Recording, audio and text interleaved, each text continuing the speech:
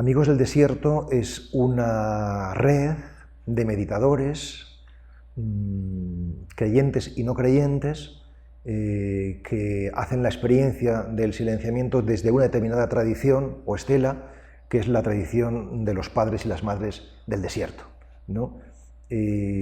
Amigos del Desierto es, repito, una red, por tanto no es un grupo, un movimiento, una comunidad. Esto significa que no hay dentro y fuera, no tú eres amigo o tú no eres amigo, sino que hay aquí y ahora, gente que se conecta y gente que no se conecta, ¿no?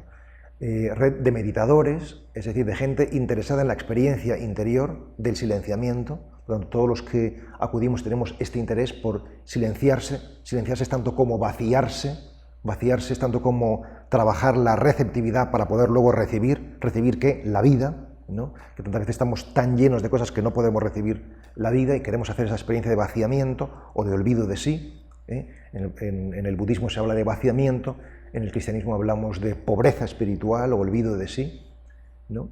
Creyentes y no creyentes, porque todo el mundo está bienvenido a participar de esa experiencia, si bien nosotros hacemos este camino desde una determinada tradición, que es la de los padres del desierto, ¿no?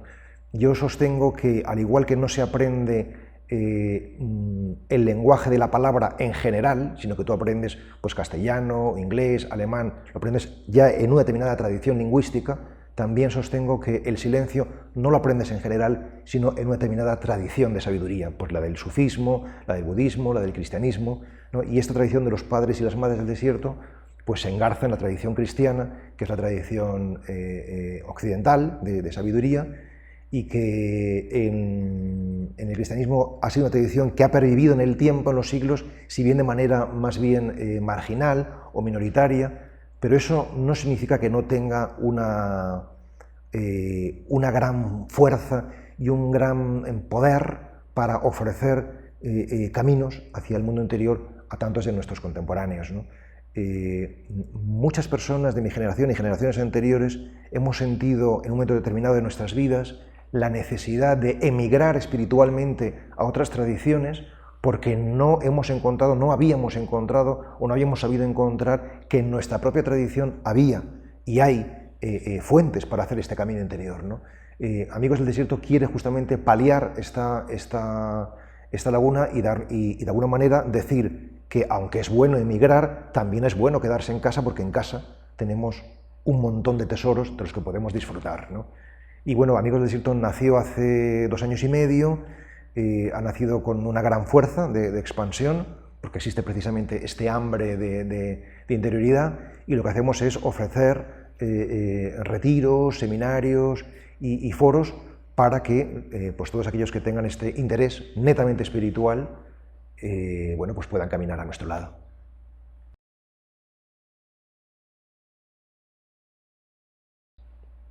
Hay un mundo, hay una manera, por supuesto, de hacerlo, ¿no? Y justamente es esta que estoy intentando proponer del encuentro con lo más profundo que hay en nosotros. A mi modo de ver, toda transformación del mundo que no parta de una transformación personal es poco fiable o poco duradera, o está motivada más bien por incomodidad de conciencia, pero no brota de una cepa que sea consistente, ¿no? ¿Qué quiero decir? Quiero decir que una ética sin mística tarde o temprano se desfonda. Habrá gente que esto no lo sostenga o no esté de acuerdo, pero yo estoy convencido de que la experiencia del deber, que es la experiencia de la ética, ¿no?, sin la experiencia previa del ser, no tiene solidez, ¿no? ¿Y cuál es esa experiencia del ser? ¿No? Cuando la experiencia del ser, antes hablaba que es tanto como sentirse uno con los demás, con el mundo y con uno mismo, ¿no? Y cuando te sientes uno con los demás, tu actuación en beneficio del otro no está motivada simplemente por el altruismo, la solidaridad o la virtud, que son cosas buenas, sino por algo mucho más radical, que es que los otros eres tú. Y entonces no puedes por menos de amar lo que tú eres, ¿no? Y por tanto de ser compasivo, ¿no? En el budismo se dice que la iluminación se verifica en compasión. Es decir, que son realmente compasivos aquellos que han hecho la experiencia de la luz. Pero sin esa experiencia de la luz, que eso es la mística, no hay un comportamiento o una actitud compasiva que sea sólida, ¿no? Por eso creo que el camino para la transformación del mundo es el camino para la transformación, en primera instancia, de uno mismo. Las palabras pueden cambiar el mundo, pero el silencio nos cambia a nosotros mismos, ¿no? Y la única manera que una palabra haga diana en el corazón de un oyente o de un lector es que sea precedida de un silencio. Si no es palabrería.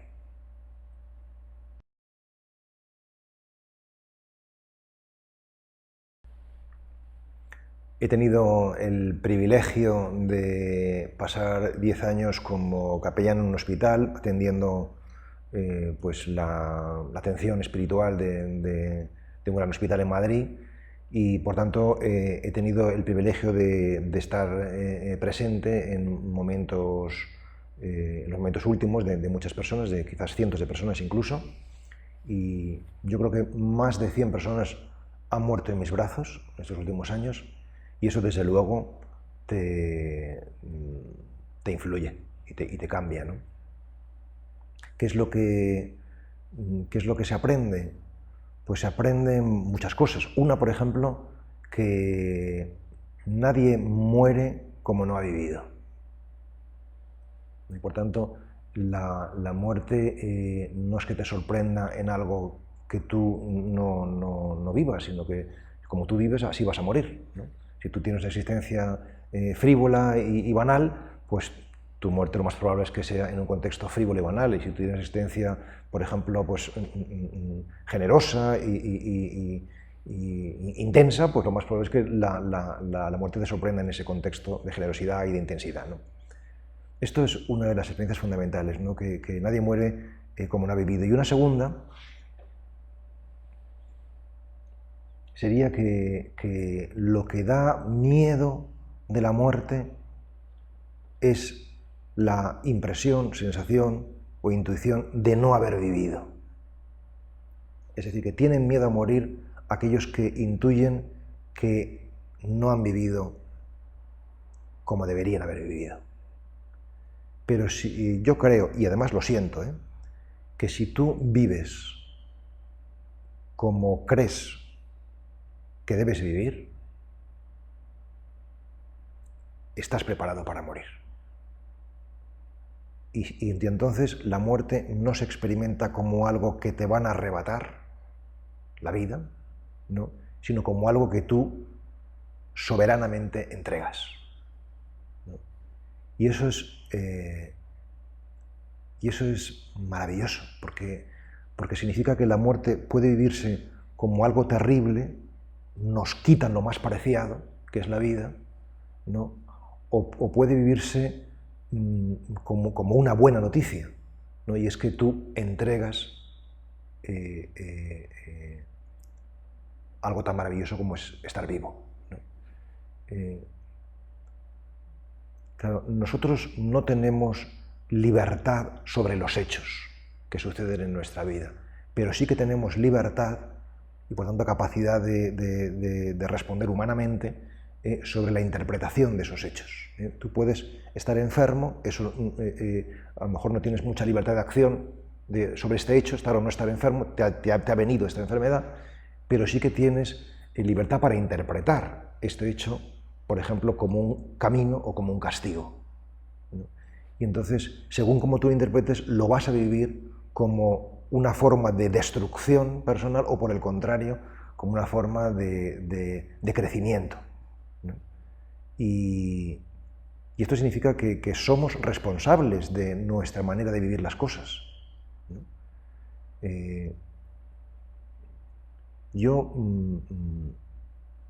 claro, cuando me llegue mi hora, pues realmente no sé cómo va a ser, y a lo mejor pues me pongo muy nervioso y lo llevo fatal, y resulta que doy una imagen que desmiente todo lo que estoy intentando decir, pero yo hoy por hoy en este momento de mi vida puedo decir que no tengo miedo a morir, ¿no? Y creo que cuando me llegue el sufrimiento duro, ¿no? Porque todos arrastramos pequeños sufrimientos en la vida, ¿no? Voy a poder, o al menos me gustaría, mirarle a la cara como un amigo, no como un enemigo.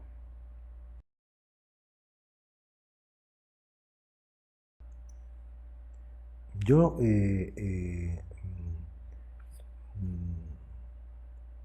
una cosa me ha enseñado el Zen, la práctica del Zen, que yo estuve durante 7 años pues en esta tradición aprendiendo, ¿no? Que no es la mía, pero quise, porque la mía es la contemplación cristiana, no el budismo Zen, pero una cosa que aprendí del Zen muy netamente es que ese dedo que apunta siempre a otros, buscando responsabilidades en el mundo, en los políticos, en la situación social, conviene darle la vuelta y apuntarle a uno mismo, ¿no? Es decir, ¿qué dice de ti, de mí en este caso, el hecho de que haya muertes prematuras, muertes con tanto angustia, con tanto sufrimiento, ¿no? Pues lo que dice de mí es que sería bueno que estuviera cerca de esas personas que padecen estas circunstancias tan terribles, ¿no?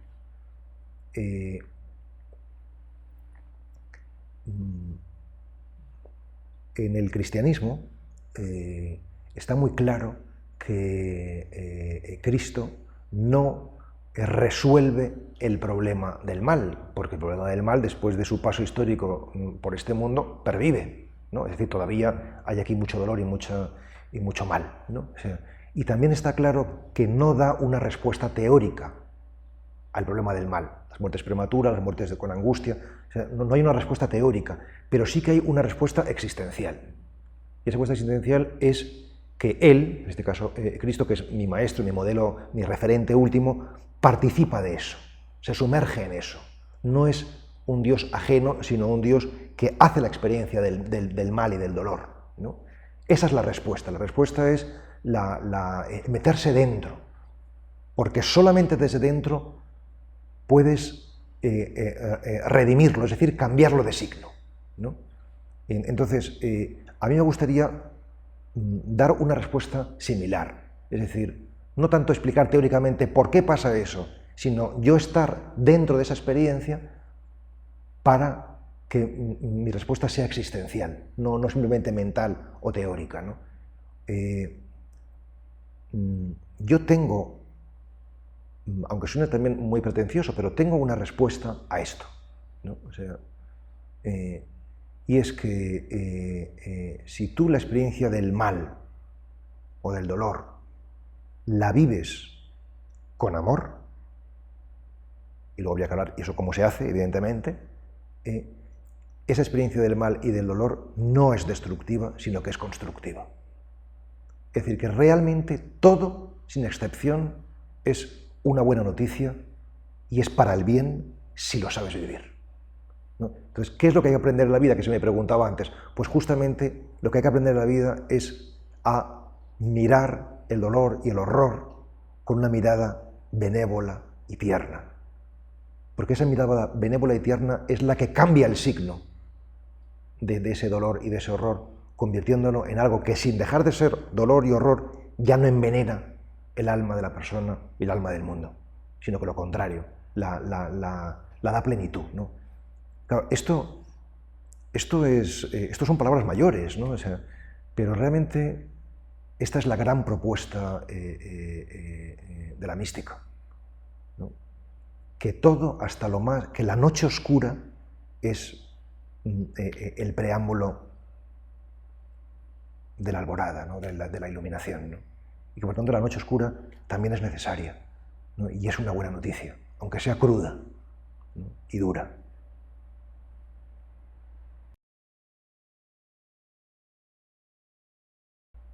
Meditar es una escuela para morir. Es el aprendizaje de la muerte. ¿no? Realmente al meditar lo que hacemos es aprender a desapegarnos o a desasirnos. Me gusta el lenguaje este más clásico de desasimiento que decía Teresa de Ávila, de las cosas de este mundo.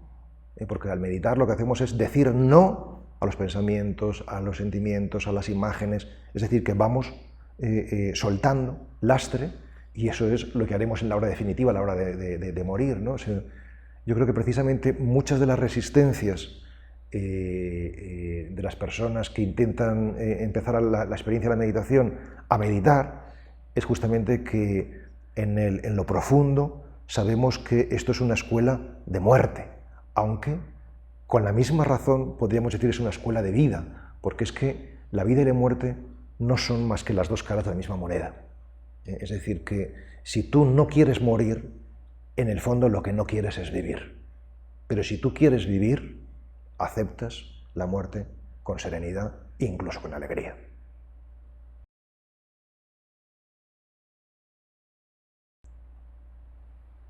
La mejor escuela para aprender a morir es aprender a vivir, ¿no? Y la mejor manera de ayudar a los demás es amándote a ti mismo. Nosotros, ahora voy a justificar un poquito la respuesta, o sea, nosotros meditamos, es decir, hacemos silenciamiento fundamentalmente para conocernos a nosotros mismos. Este es el propósito, ¿no? ¿Por qué? Porque solamente si nos conocemos a nosotros mismos podremos amarnos a nosotros mismos, por la razón obvia de que nadie puede amar lo que no conoce. Y solamente amándonos a nosotros mismos podremos amar a los demás, por la razón obvia de que nadie puede dar lo que no tiene. Y solamente amando a los demás y amando a nosotros mismos haremos la experiencia del misterio y de la vida.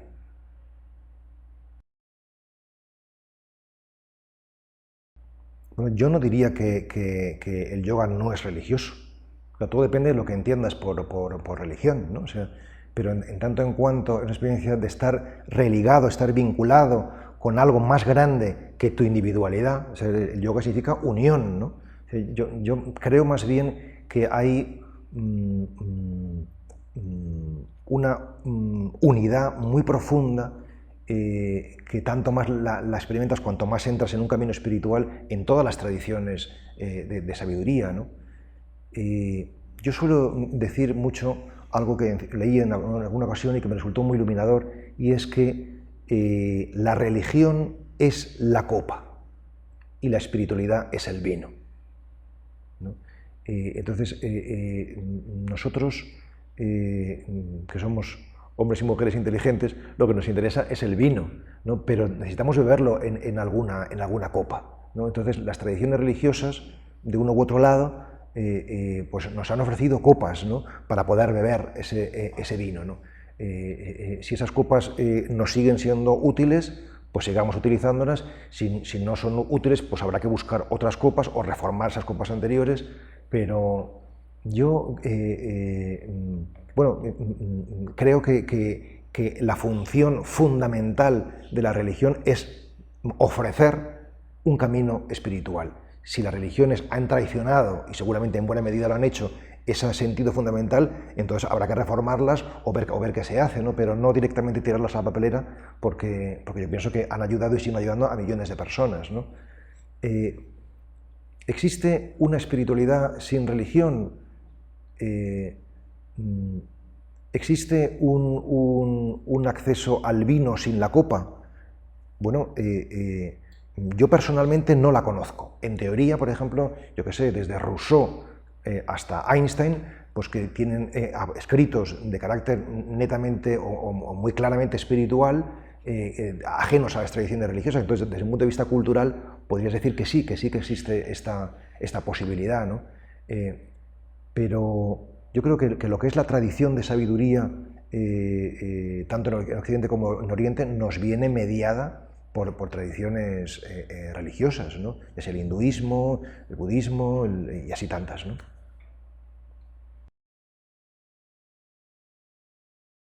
Bueno, yo no creo que nosotros tengamos un cuerpo como quien tiene una chaqueta que se puede quitar y poner, ¿no? Yo creo que nosotros somos corporales, ¿no? En ese sentido, la cosmovisión cristiana en la que yo creo, pues es distinta de otras tradiciones espirituales, ¿no?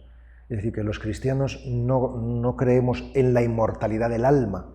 Eso es una herencia platónica que se ha colado en la confesión cristiana, sino que creemos en la resurrección de los cuerpos, la resurrección del ser humano completo, ¿no? O sea, claro, esto no significa que la pervivencia del individuo después de esta condición histórica sea con este cuerpo exactamente, sino con lo que se llama un cuerpo glorificado, es decir, un principio corporal glorificado, por decirlo en términos más técnicos o más rigurosos, ¿no? Claro, hablar de esto pues es hablar de lo que en teología se conoce como escatología, y nosotros podríamos decir que es pues, teología ficción, porque realmente nadie estaba ahí, ha vuelto y nos ha apuntado cómo son las cosas, ¿no? Pero lo que sí que quiero decir es que no creo en una separación de cuerpo y alma, creo que realmente somos una unidad, ¿no?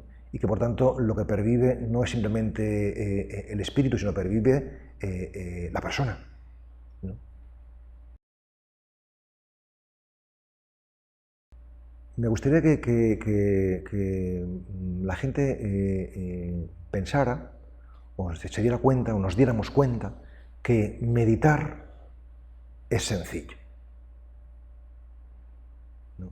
Y que lo difícil no es meditar, sino querer meditar. Es decir, querer hacer el encuentro con uno mismo, ¿no? Y para esto hacen falta dos cosas. Y este sería el mensaje final, ¿no? Dos cosas que en teoría no son difíciles, aunque en la práctica parece que sí que lo son, ¿no?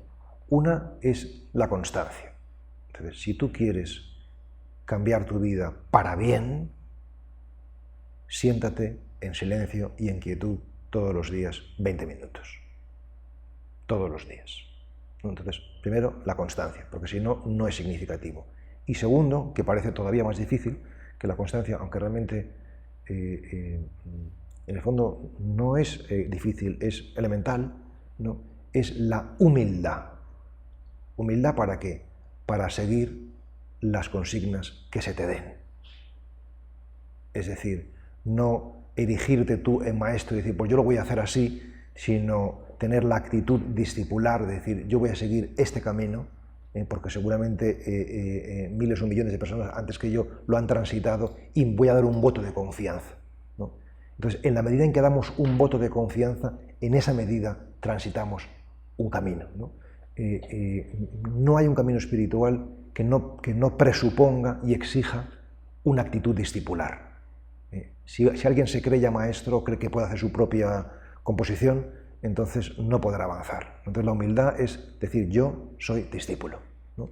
Yo, además, antes que me pidies una definición de mí mismo, creo que lo que más mejor me define, y lo digo de corazón, es que yo soy un buen discípulo. Yo no me considero a mí mismo un maestro, lo digo también con toda sinceridad. Tengo en más lo que es un maestro de lo que yo soy, pero sí que me considero un buen discípulo. Es decir, que aquellos de los que me fío, les sigo con fidelidad, ¿no? Y eso me ha llevado hasta donde en este momento estoy,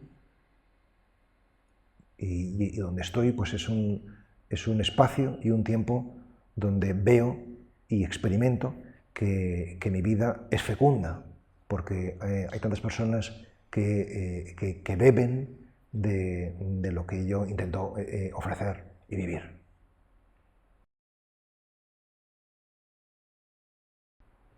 Por supuesto que hay un maestro interior, ¿no? Es más, la función del maestro exterior no es otro que despertar el maestro interior, ¿no? Es decir, que si un maestro exterior te seduce o te atrapa para que quedes en él y no hagas la aventura de la autonomía, de ser tú mismo, ¿no? Entonces sería un flaco favor que te estaría haciendo, ¿no? Y ese maestro interior en el cristianismo tiene un nombre, que es el Espíritu Santo, o el huésped divino, como decía Juan de la Cruz, ¿no? En la medida en la que le escuchamos a ese maestro interior, a ese huésped divino, en la medida en que nos dejamos, nos apartamos de tanta ruido, disgregación y vivimos unificados con él, en esa medida somos nosotros mismos.